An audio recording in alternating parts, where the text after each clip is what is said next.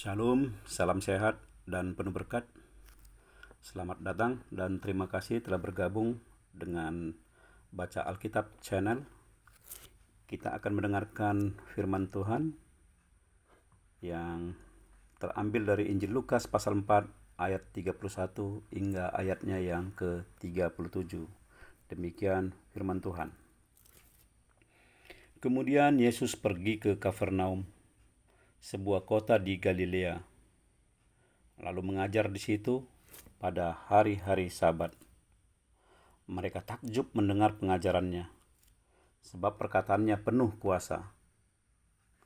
Di dalam rumah ibadat itu ada seorang yang kerasukan setan, dan ia berteriak dengan suara keras, "Hai engkau Yesus orang Nazaret, apa urusanmu dengan kami? Engkau datang hendak membinasakan kami? Aku tahu siapa engkau, yang kudus dari Allah." Tetapi Yesus menghardiknya, katanya, "Diam, keluarlah daripadanya." Dan setan itu pun mengempaskan orang itu ke tengah-tengah orang banyak, lalu keluar daripadanya, dan sama sekali tidak menyakitinya. Dan semua orang takjub, lalu berkata seorang kepada yang lain, katanya, "Alangkah hebatnya perkataan ini. Sebab dengan penuh wibawa dan kuasa ia memberi perintah kepada roh-roh jahat, dan mereka pun keluar." Dan tersebarlah berita tentang dia kemana-mana di daerah itu. Saudara-saudari yang terkasih di dalam nama Tuhan Yesus Kristus, pasal 4 Injil Lukas diawali dengan pertarungan 1 lawan 1 antara Yesus, sang putra mahkota kebenaran, dengan iblis, si pendakwa dan pemberontak yang ingin merampas mahkota kebenaran itu. Pertarungan berlangsung sengit hingga 40 hari lamanya, dari satu tempat ke tempat yang lain. Mulai dari padang gurun ke tempat yang lebih tinggi, hingga di bubungan bait Allah yang ada di Yerusalem. Berbagai cara dilakukan iblis untuk mengalahkan Yesus. Namun sebagaimana kita ketahui, dalam pertarungan itu, Yesuslah pemenangnya. Yesus, sang pemilik otoritas kerajaan Allah, yang sebelumnya telah menerima Roh Kudus dalam rupa burung merpati ketika ia dibaptis Yohanes, tampil sebagai pemenang mutlak. Tanpa ada satu poin kecil pun bisa direbut iblis darinya. Bagi iblis sendiri, kekalahan itu bukanlah akhir dari segalanya, karena ia bersama dengan para setan akan tetap berusaha menebar kejahatan untuk merusak relasi antara Allah dengan umat manusia. Sedangkan bagi Yesus, kemenangan itu merupakan langkah awal yang amat penting sebagai persiapannya untuk memberitakan kabar keselamatan dan kerajaan Allah kepada semua manusia. Kemenangan itu telah membuktikan otoritasnya sebagai Mesias, juru selamat manusia. Sepatutnya lah keluarga, kerabat, dan masyarakat sekampung halaman turut bergembira menyambut dan merayakan kemenangan itu. Namun apa yang terjadi sangatlah kontras. Orang-orang yang selama ini dekat dengannya di kota Nazaret, tempat ia tumbuh dan dibesarkan, justru menolak dan ingin mencelakakan dirinya. Ironis sekali. Tentu, setiap penolakan pasti sangat menyakitkan dan mengecewakan. Namun tidak akan pernah menghentikan penyebaran firman Tuhan.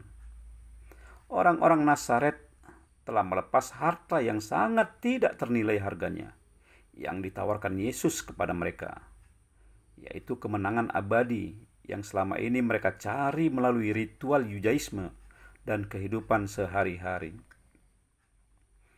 Dalam nats ini kita melihat bagaimana akhirnya Yesus meninggalkan Nazaret dan pergi ke Kafarnaum, sebuah kota kecil di Galilea, Israel Utara.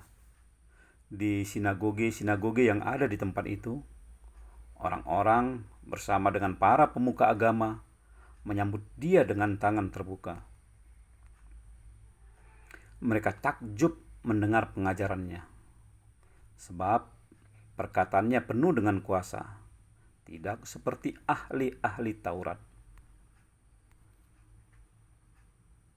Dalam konteks kehidupan kerajaan masa itu, seorang panglima, menteri, atau pegawai istana sering diutus untuk menyampaikan pesan yang harus didengar dan dipatuhi rakyatnya. Di samping wibawa atau otoritas sang raja, keberhasilan pesan itu juga sangat tergantung kepada kemampuan si penyampai pesan dalam menyampaikan apa yang dikehendaki oleh raja untuk dilaksanakan rakyatnya. Tidak sedikit rakyat yang kecewa karena mereka tidak memahami apa yang disampaikan oleh si penyampai pesan itu. Sebab si penyampai pesan itu sendiri tidak memahami yang harus disampaikannya. Tidak sedikit rakyat yang kecewa karena mereka mengetahui apa yang disampaikan tidak sesuai dengan apa yang diharapkan. Sebab si penyampai pesan menuntut lebih banyak dari apa yang seharusnya dituntut oleh raja dari mereka. Tidak sedikit rakyat yang kecewa karena si penyampai pesan melakukan cara-cara yang tidak sepatutnya dalam menyampaikan pesan itu, dan sebagainya. Dengan gambaran demikian, kita dapat melihat mengapa orang-orang di Kapernaum merasakan perbedaan yang begitu mencolok antara Yesus dengan para pengajar lainnya. Karena Yesus berbicara atas otoritasnya sendiri. Dia pemilik pesan, dan ia sendiri yang menyampaikan pesan, sehingga berita atau pengajarannya begitu jelas, perkataannya menyatu dengan apa yang ada dalam dirinya. Bukan sebatas teoritis, bukan pula sebatas di bibir, atau bahkan lain di bibir, lain di hati, sebagaimana yang diperbuat oleh para ahli Taurat. Mereka hanya manis-manis di bibir, kasarnya banyak cakap. Jadi teringat waktu kuliah dulu, seorang teman di asrama memuji teman yang lain yang dapat kiriman wesel dan baju baru. "Wih, ganting kali lah," katanya. Buah dari pujian itu, malamnya kami diajak minum bandrek susu. Setelah puas menikmati bandrek susu, di perjalanan pulang menuju kampus, tiba-tiba teman itu berbisik kepada saya, kebesaran pun bajunya, gak cocok kulihat."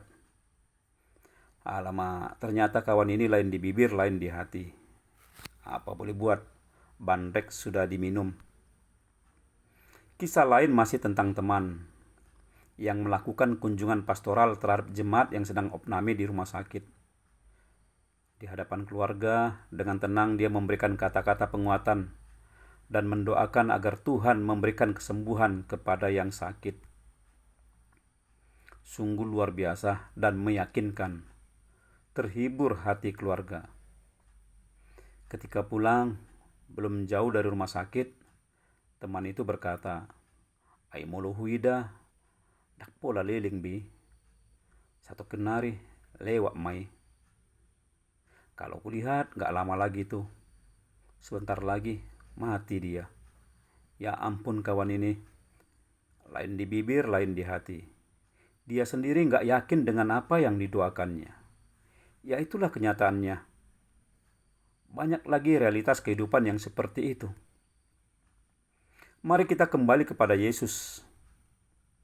Ia mengajar dengan penuh kuasa. Karena memang setiap apa yang ia ucapkan dan apa yang ia lakukan, semuanya itu berdasarkan kehendak mutlak Bapa, si pemilik otoritas tertinggi, tanpa ada sedikit pun yang menyimpang darinya.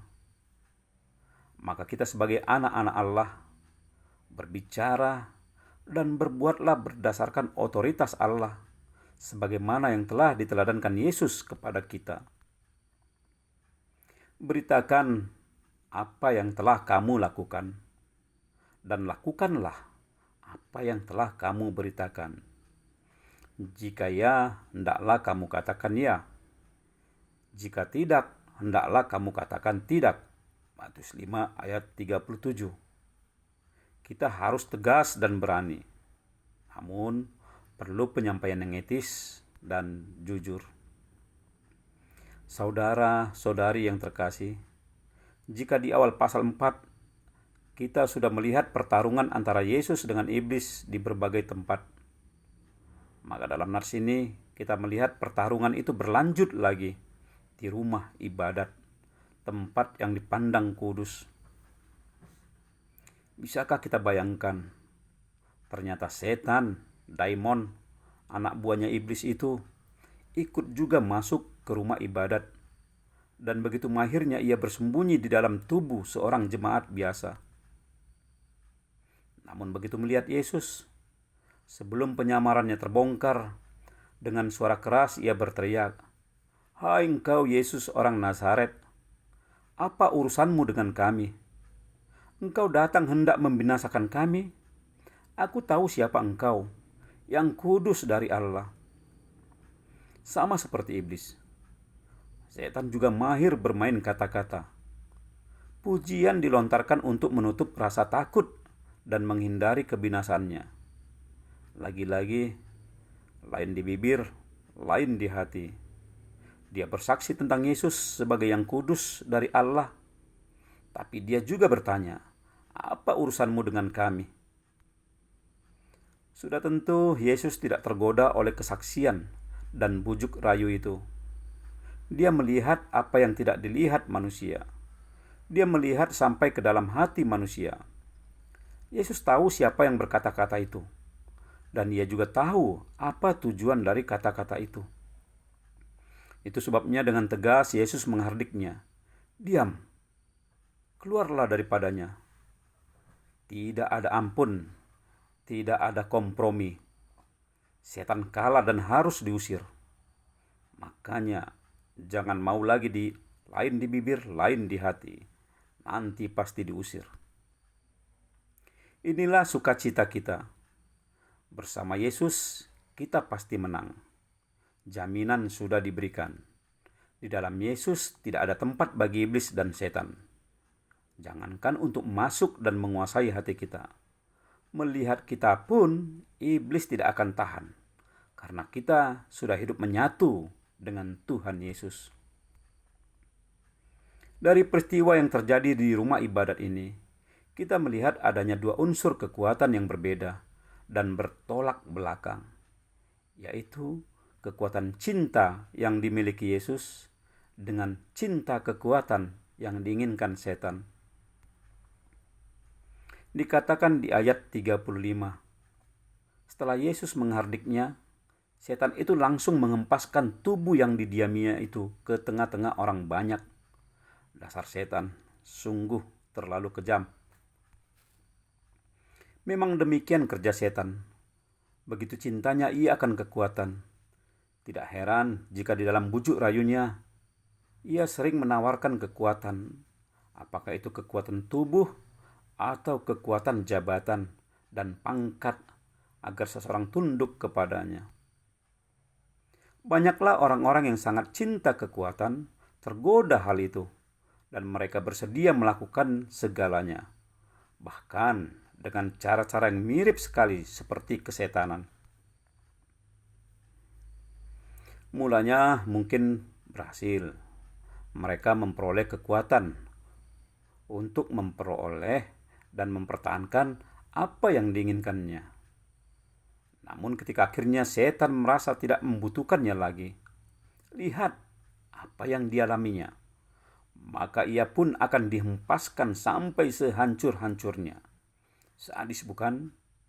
Nah, hari gini masih mau ikut setan, masih mau kesetanan? Janganlah, hancur kita. Bagaimana dengan Yesus? Lihat, Yesus telah membuktikan betapa kuatnya cinta kasihnya kepada manusia. Yesus tidak langsung menyalahkan dan menghukum manusia yang tubuhnya telah diperalat oleh iblis dan setan. Apa yang dilakukan Yesus ini tidak ditemukan dalam diri para ahli Taurat atau pemimpin agama lainnya. Pada saat itu, tindakan yang biasanya dilakukan jika ada seseorang yang mengalami kerasukan ialah menuruti segala apa yang diucapkannya karena rasa takut mereka kepadanya atau takut bahaya akan menimpa jika membantahnya. Apalagi jika hal itu terjadi di tempat-tempat yang dianggap sakral. Atau sebaliknya, orang yang kerasukan itu justru akan dicampakkan dan bahkan dibakar di depan umum. Cara yang terakhir inilah biasanya yang dilakukan oleh orang-orang Yahudi terhadap seseorang yang kerasukan. Ahli Taurat atau para guru pengajar rumah ibadah akan memerintahkan untuk menghukum atau membinasakannya. Tidak demikian halnya dengan Yesus. Kekuatan cinta kasih-Nya menyelamatkan manusia itu. Yang terbelenggu Ia lepaskan. Yang luka Ia balut. Yang jatuh Ia angkat. Orang yang sudah terpuruk dihempas oleh setan tidak Dia perintahkan agar dibuang atau dibakar. Malah diangkat, dipulihkan hati, tubuh, dan pikirannya. Luar biasa. Yesus sungguh baik. Ia amat baik. Terimalah Dia dan beritakanlah kebaikannya kemana-mana. Amin. Tuhan memberkati engkau dan melindungi engkau. Tuhan menyinari engkau dengan wajah-Nya dan memberi engkau kasih karunia. Tuhan menghadapkan wajah-Nya kepadamu dan memberi engkau damai sejahtera. Amin.